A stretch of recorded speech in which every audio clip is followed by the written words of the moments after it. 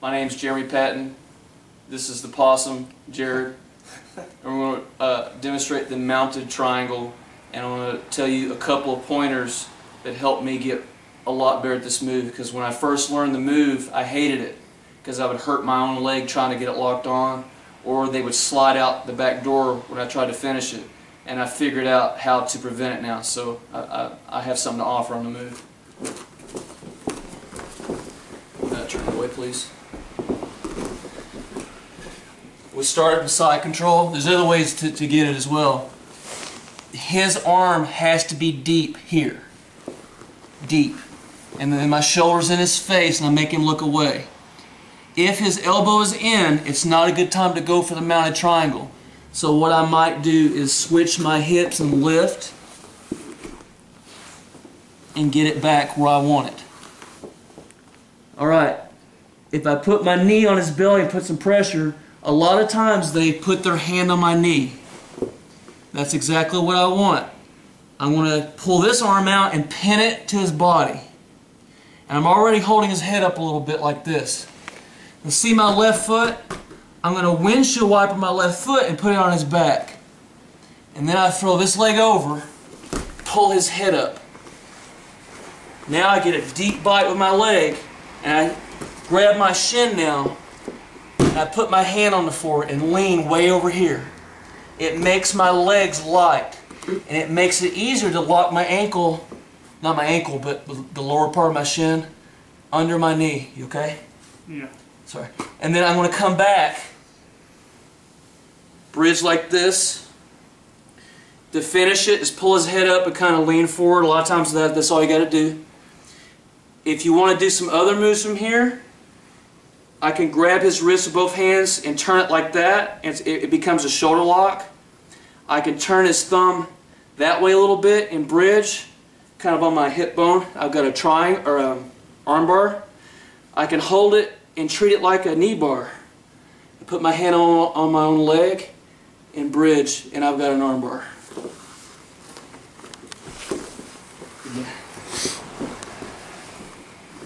Let's say he's got his forearm in already, but I have the underhook.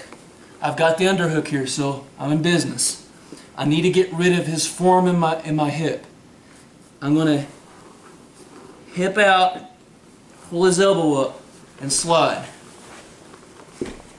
Then put the knee back. Now it's stuck again. Shoulder in his face, chin down.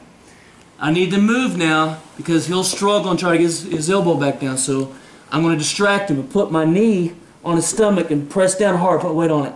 That's usually what they do. They put the hand on the knee. So I pull my underhook out and pin his hand to his body. Now I take my left foot, the foot closest to his head, and I windshield wiper and put it on his back because it makes it easier for me for the next move. I throw my foot over, I keep his head off the mat. Deep bite, and I take my left hand and grab my shin now. Now I'm going to lean over here and post. It makes my legs light so I can lock like that. I come back up, bridge a little bit, past the arm, and I just kind of lean forward and pull up on his head. Usually that's all I need. I can go shoulder lock, bridge and arm bar. You can treat this like a knee bar, finish. And this is a very good arm bar as well. I just bridge back. The 2 points I mentioned earlier, first one being on my hand, come back just for a second please.